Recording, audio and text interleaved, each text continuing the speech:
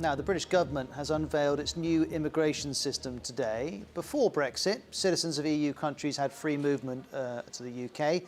That won't be the case once the Brexit transition period ends at the end of this year. Under this new system, potential migrants will have to meet certain criteria before getting a work visa. So here's an example of how it could work. If you were trying to come from outside the UK into the UK as a university researcher, you'd get 20 points for a job offer, 20 more points for a job offer at a certain skill level, 10 points for speaking English, another 20 points for having a PhD in a science subject, and that would get you to 70 points, which is the number that's required. Here's the UK Home Secretary with more detail.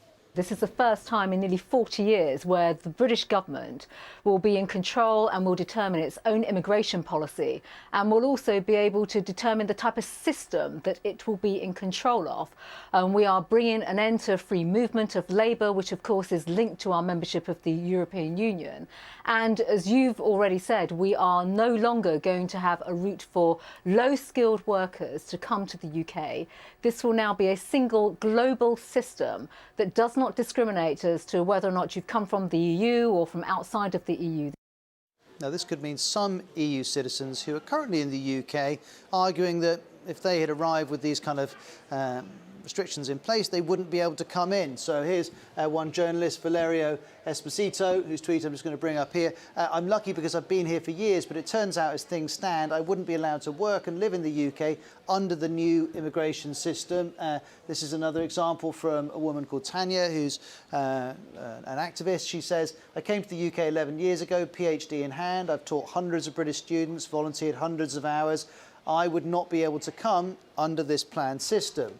But there are other people who are very happy with this development. Nigel Farage, leader of the Brexit Party, says this announcement is a very big step in the right direction. Taking back control is good, but exercising that control has to be the priority, he argues. Net migration must go down. Well, perhaps that will happen. We'll have to see. We can also say, though, for some people outside of the EU, things could actually get easier to come in under this system. Here's the BBC's Danny Shaw. Previously, under the current system, you're coming from outside the European Union. The rules are very strict. There was a limit on the number of skilled labour, the skilled workers who could come in, and also the requirements for what constituted skilled work were tighter than they will be under the new rules. The issue really is for people from the European Union who are used to coming here, living and working freely under freedom of movement rules. That is all going to go. Now, this new system targets what the government calls low-skilled immigration. There's going to be a new salary threshold, around £25,000, roughly $33,000. It means you have to earn this much or more to get a work visa. There will be some exceptions, we're told, where the threshold will be a little lower, £20,000, around $26,000 for, to use the government's phrase, specific shortage occupations, including nursing or civil engineering. Other sectors, though, will be expected to train more British staff or increase automation. Here's Priti Patel again. The fact of the matter is now business has a fantastic opportunity to work with this new government to level up across the United Kingdom, invest in people, to use innovation, technology, invest in skills across all sectors. Now, part of the government's calculation is that it says there are almost 8.5 million people between the ages of 16 and 64 who are economically inactive. In other words, they're either unemployed or not available for work. The government thinks that some of these people could return to the workforce. Well, BBC Reality Check has looked at this. They say 27% of that group are students, 26% are sick, mostly with long-term illnesses. You've also got people who've taken early retirement and people who are full-time looking after their home or their family. Factor all those people in and you're left with 2 million people. Still a lot, but not close to 8.5 million. And here's another graph which is useful. It shows the unemployment rate over the last 10 years in the UK, and you can see it's gone down and down. It's currently the lowest level since 1975. So here's the BBC Newsnight policy reporter, correspondent Lewis Goodall. Lewis has been tweeting context. I can bring this tweet up for you, but that is, context is important. Jobs aren't scarce. We have nearly full employment.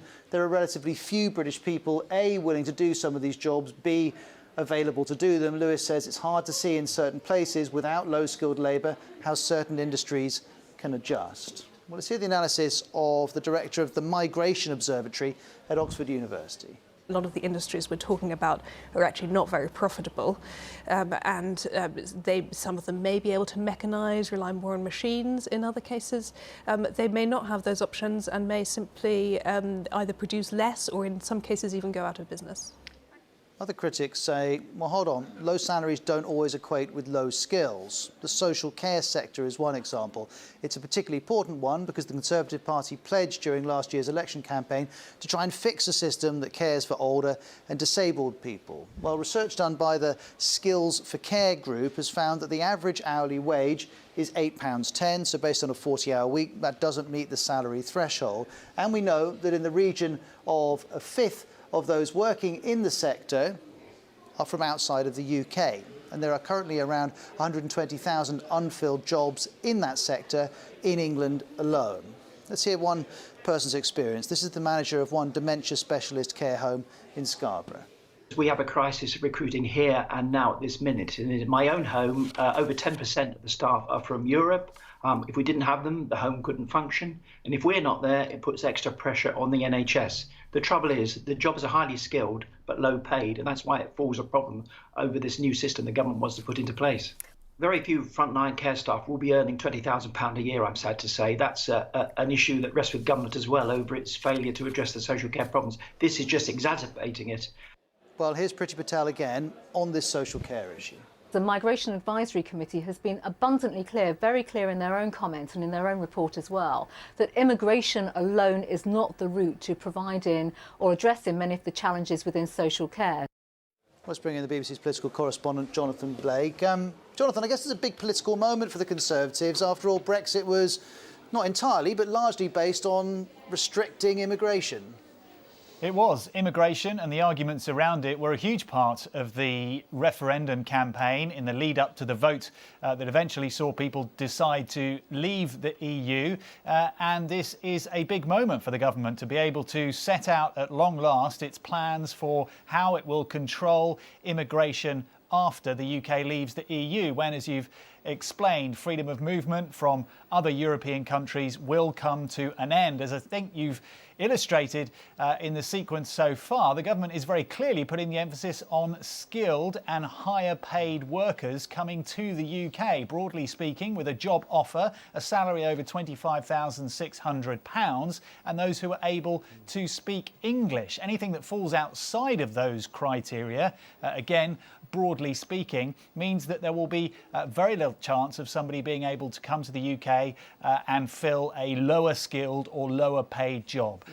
The government is keen to demonstrate that it is taking control and it does have an aspiration to overall bring numbers down in terms of those coming to live and work in the UK. But there's certainly no specific target. And as we've heard, there is concern in certain sectors of the UK economy that when these rules kick in a matter of months' time, they simply won't be able to fill the jobs available.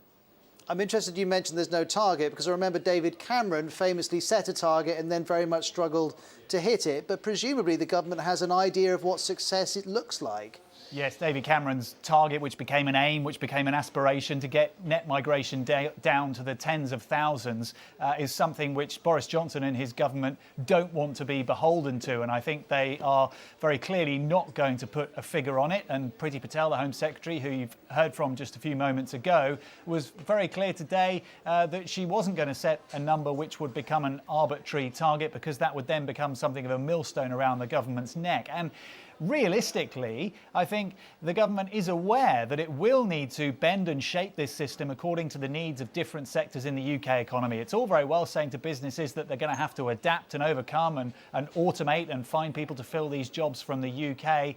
But if they're not able to do that, then the rules will have to change. And we've seen that already in that pilot for seasonal agricultural workers, which is making a special exception for people coming to the UK to do those jobs from other European countries, and also, for example, nurses who have an exemption, and people will be able to come here and earn less than that salary cap that does protect other jobs.